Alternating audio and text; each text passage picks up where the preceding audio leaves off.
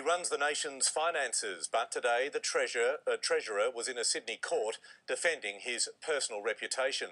Joe Hockey described how his father broke down in tears over a Fairfax headline that he says implied he took bribes. So Peter Overton's introduction touches on the news value of the story. His opening line, he runs the nation's finances, positions Hockey as a well-known public figure. This story is news because of Hockey's prominence in the Australian news cycle. The other thing Overton's introduction does is focus on the tabloid and human interest aspect of the case, mentioning that Hockey's father broke down in tears, for instance. That's how Layla McKinnon's report is going to continue, with Hockey's initial reaction shown as quotes in a graphic. When Joe Hockey awoke to the headline, "Treasurer for Sale," he was stunned, devastated, absolutely devastated. He said it implied I was corrupt. Asked whether it was true, he said no, emphatically no. In the federal court, it was Joseph Benedict Hockey versus Fairfax Media Publications, a defamation trial. The Treasurer said after reading the story, his daughter asked me if someone was trying to buy me, and his father broke down in tears when I rang him. The headline and the story, alleging the North Sydney Fund provided access to the Treasurer for exorbitant fees, was displayed on placards, newspapers, websites and tweets across the country. So this sort of story presents a significant challenge to the TV journalist, that being the lack of good audio and good vision available.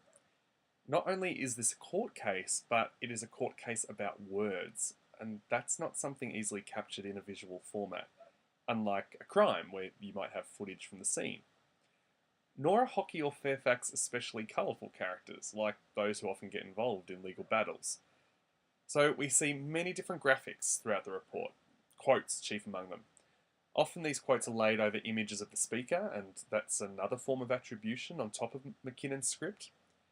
And key words are even emphasised by being put in a different colour, and it's unlikely that a print piece, for example, would italicise or embolden part of the quote, so I think this is a uniquely television touch. Other graphics include an image of the front page that sparked the defamation suit, as well as these other headlines from Fairfax's publications. Fairfax media editors described the business body in private emails as a slush fund.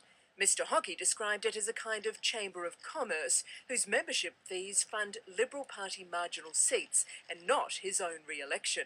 The Treasurer argued the media bosses targeted him out of petty spite, revenge for being caught out and forced to make an earlier apology. His barrister argued it was malicious and deliberate.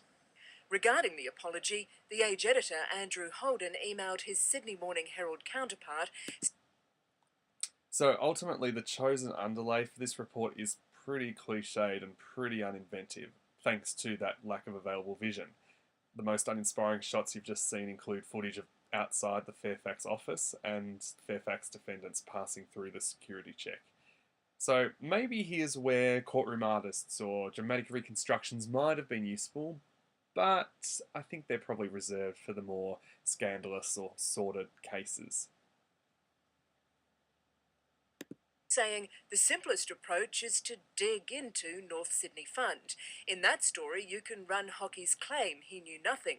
Beyond that, expletive him.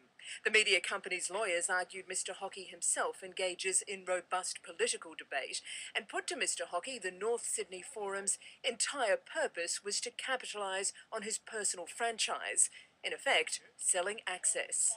Is this the kind of thing politicians should take on the chin, Mr Hockey?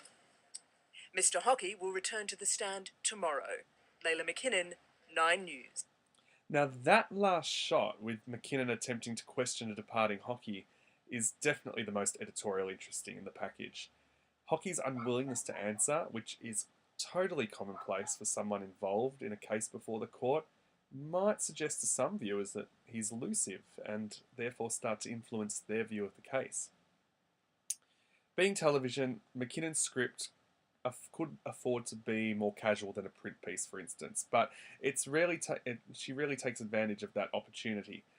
One example, I guess, is perhaps her use of Hockey's full name, Joseph Benedict Hockey, which is referring to the case's name, but it also helps to add a somewhat playful tone at that moment. It would be difficult to replicate that beyond TV and radio without the journalist's spoken voice. This is a national news broadcast, and considering hockey is the federal treasure, the actual proximity of the viewers to the courtroom was of little consequence to it. I mean, he is a prominent Australian, and therefore the interest extends beyond the city and state that it's occurring in. The same would probably not be the case if the plaintiff was a figure from one of the state or territory governments.